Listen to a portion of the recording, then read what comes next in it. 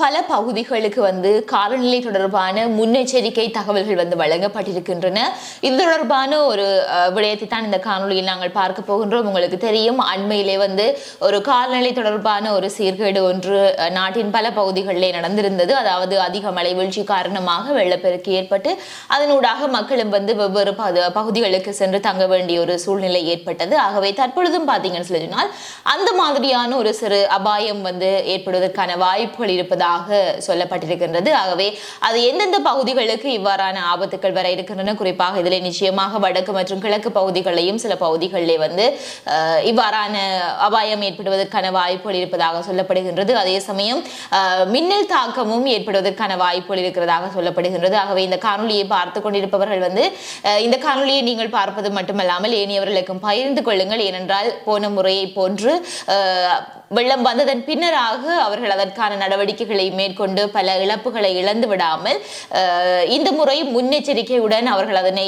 எதிர்கொள்வதற்கான ஆயத்தங்களை மேற்கொண்டால் நிச்சயமாக இதில் இருந்து ஏற்படக்கூடிய ஆபத்துக்களை சற்று குறைத்துக் கொள்ளலாம் என்று நம்புகின்றேன். அந்த அடிப்படையில் இனியவர்களுக்கு பகிர்ந்து கொள்ளுங்கள். அதே சமயம் இன்றைய தினம் கூட காலை வேளை, அதாவது 19ஆம் தேதியாக இன்றைய தினம் காலை வேளையில பார்த்தீங்கன்னு சொன்னால் யாழ்ப்பாணத்திலே குறிப்பிட்ட ஒரு பகுதியில் பலத்த காற்று வீசியதன் காரணமாக கிட்டத்தட்ட 30 வீடுகளுக்கு மேல் சேதமடைந்திருக்கின்றது. ஆகவே இது பற்றி ஒரு விரிவான தகவல்களை இந்த காணொலியில் நாங்கள் பார்க்கலாம். வணக்கம், நான் உங்கள் சங்கவி.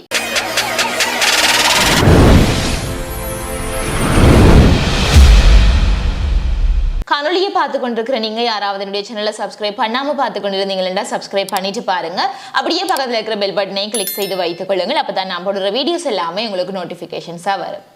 குறிப்பிட்ட இந்த காலநிலை தொடர்பான முழுமையான விவரங்களை நாங்கள் பார்த்தோமானால் இன்றைய தினம், அதாவது தை மாதம் 19ஆம் தேதியாகிய இன்றைய தினம் நாட்டில் இருக்கக்கூடிய சில பகுதிகளுக்கு அதிக அளவிலான கனமழை கிடைக்கிறதுக்கான வாய்ப்பு இருக்கிறதாக சொல்லப்படுகின்றது. இந்த தகவலை வளிமண்டலவியல் திணைக்களம் வெளியிட்டிருக்கின்றார்கள். அவர்களினுடைய அறிக்கையிலேயே தான் இந்த ஒரு விடயத்தினையும் குறிப்பிட்டிருக்கின்றார்கள். இதன்படி கனமழை கிடைக்கக்கூடிய மாவட்டங்கள் அல்லது மாகாணங்கள் என்று சொல்லி அவர்கள் குறிப்பிடுகின்ற பொழுது வடக்கு, கிழக்கு, வடமத்திய, ஊவா, மத்திய மற்றும் தென் மாகாணங்கள்ல அவ்வப்போது மழை அல்லது இடியுடன் கூடிய மழை கிடைக்கிறதுக்கான வாய்ப்பு இருக்கிறதாக சொல்லப்படுகின்றது. அதே சமயம் வடக்கு, வடமத்திய, கிழக்கு, ஊவா மற்றும் மத்திய மாகாணங்கள்ல தற்போதுள்ள மழையுடனான வானிலை தொடர்ந்தும் எதிர்பார்க்கப்படுகிறதாகவும் வளிமண்டலவியல் திணைக்களம் எதிர்வு கூறியிருக்கின்றார்கள்.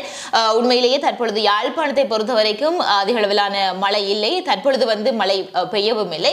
இருந்தாலும் உங்களுடைய பிரதேசங்கள் இருக்கக்கூடிய நீர்நிலைகள், அதாவது குளங்கள் பொறுத்து அதனுடைய நீர்மட்டங்கள் குறித்தும் கவனம் எடுத்துக்கொள்ளும்படியாக சொல்லப்பட்டிருக்கின்றது. ஏனென்றால் பின்னராக மழை கிடைக்கின்ற பொழுது அதனுடைய நீர்மட்டங்கள் அதிகரிக்கின்ற பொழுது வெள்ளம் ஏற்படுவதற்கான வாய்ப்புகள் இருக்கின்றபடியினால அது குறித்து கவனம் செலுத்தும்படியாகவும் சொல்லப்பட்டிருக்கின்றது. குறிப்பாக வடமாகாணத்திலையும் அதே சமயம் மாத்தளை, நுவரெலியா, புலனறுவை, காலி மற்றும் மாத்தறை மாவட்டங்கள்ல சில இடங்கள்ல, இந்த மாவட்டங்கள்ல எல்லாவற்றிலையுமே ஒரு சில இடங்கள்ல பாத்தீங்கன்னு சொல்லி சொன்னால் 100 மில்லிமீட்டருக்கு மேல்பட்ட கனமழை கிடைக்கிறதுக்கான வாய்ப்பு இருக்கிறதாக சொல்லப்பட்டிருக்கிறது.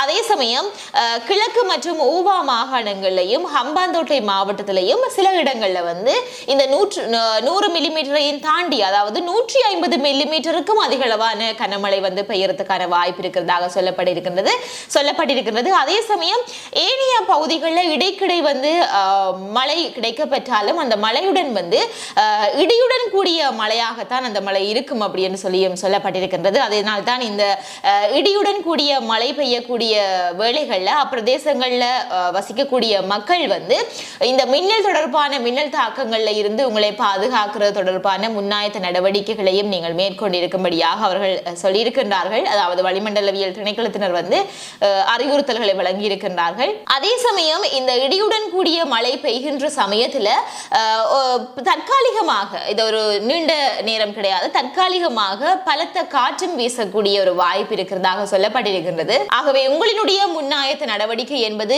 கனமழையை நீங்கள் எதிர்கொள்ளக்கூடியதாகவும் இருக்க வேண்டும். அதே சமயம் பலத்த காற்று வீசக்கூடிய சமயத்திலே அதனை எதிர்கொள்ளக்கூடியதாகவும் இருக்க வேண்டும். அதே சமயம் மின்னல் தாக்கங்கள்ல இருந்தும் உங்களை பாதுகாக்கக்கூடிய மாதிரியான முன்னாயத்த நடவடிக்கைகளை தான் நீங்கள் மேற்கொள்ளக்கூடியதாக இருக்கும். அதே சமயம் பார்த்தீங்கன்னு சொல்லி சொன்னால் இந்த ஒரு சில பகுதிகள் அப்படி என்று நான் சொல்லியிருந்தேன். அதே சமயம் இந்த வடக்கு மற்றும் கிழக்கு பகுதிகளையும் கூட சில பகுதிகளில் இவ்வாறான ஆபத்துகள் ஏற்படக்கூடியதற்கான வாய்ப்பு இருக்கின்றது. இந்த 3 அனர்த்தங்களையும் தாண்டி, அதாவது கனமழை, பலத்த காற்று, மின்னல் தாக்கம் என்பதை எல்லாவற்றையும் தாண்டி கனமழை என்றால் நிச்சயமாக வெள்ளப்பெருக்கு ஏற்படுவதற்கான வாய்ப்பு தான் இருக்கின்றது. இந்த வெள்ளம் எந்த பகுதிகளில் ஏற்படுவதற்கான வாய்ப்புகள் இருக்கின்றது என்று சொன்னால், மட்டக்களப்பு மற்றும் அம்பாறை மாவட்டங்களில் இருக்கக்கூடிய சில பகுதிகளில் சிறிய வெள்ளப்பெருக்கு ஏற்படுவதற்கான வாய்ப்பு இருக்கிறதாக நீர்ப்பாசன திணைக்களம் அறிவித்தலை வெளியிட்டிருக்கின்றார்கள். அந்த அடிப்படையில் நேற்றைய தினத்திலிருந்தே பார்த்தீங்கன்னு சொன்னால், நேற்று இரவு 18ஆம் தேதி இரவு பொழுதுல இருந்தே அம்பாறை மற்றும் மட்டக்களப்பு மாவட்டங்களில் இருக்கக்கூடிய சில பகுதிகளில் பெய்த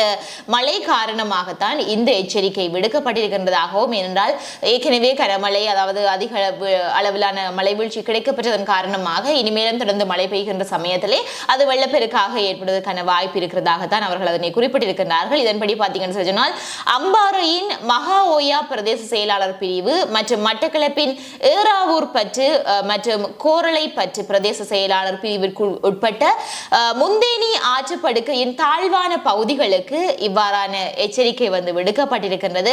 ஆகவே இந்த குறிப்பிட்ட பகுதிகளில் அடுத்த 24 மணித்தியாலயங்களுக்குள்ள சிறு வெள்ளப்பெருக்கு ஏற்படும் அபாயம் காணப்படுவதாக நீர்ப்பாசன திணைக்களம் தெரிவித்திருக்கின்றார்கள். ஆகவே அந்த பகுதியிலே வாழக்கூடிய மக்கள் விழிப்புடன் செயற்படும்படியாகவும், உங்களுடைய முன்னாயத்த நடவடிக்கைகளை மேற்கொள்ளும்படியாகவும், இந்த வெள்ளப்பெருக்கிலிருந்து உங்களை பாதுகாத்து கொள்வதற்கான நடவடிக்கைகளை மேற்கொள்ளும்படியாகவும் நீர்ப்பாசன திணைக்களம் வெளியிட்டிருக்கக்கூடிய அறிக்கையிலே குறிப்பிட்டிருக்கின்றார்கள்.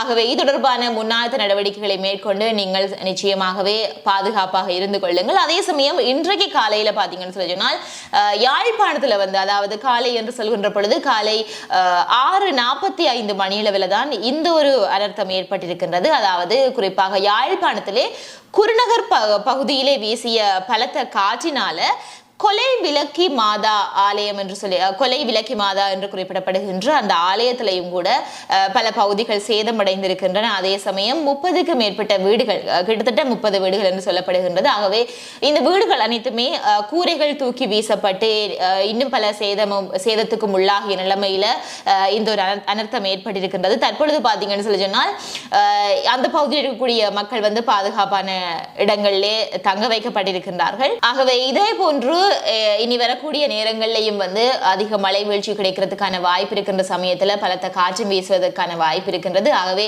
எல்லாவற்றுக்குமான முன்னாயத்த நடவடிக்கைகளை மேற்கொண்டு நீங்கள் பாதுகாப்பாக இருக்கும்படியாக நாங்களுமே வலியுறுத்துகின்றோம். அதே சமயம் இந்த காணொலியை எங்கிருந்தெல்லாம் நீங்கள் பார்த்துக் கொண்டிருக்கின்றீர்கள், உங்களுடைய இடங்களில் காலநிலை நிலவரம் என்ன என்பது தொடர்பான தகவலையும் நீங்கள் கருத்து பகிர்வுகளை பகிர்ந்து கொள்ளுங்கள்.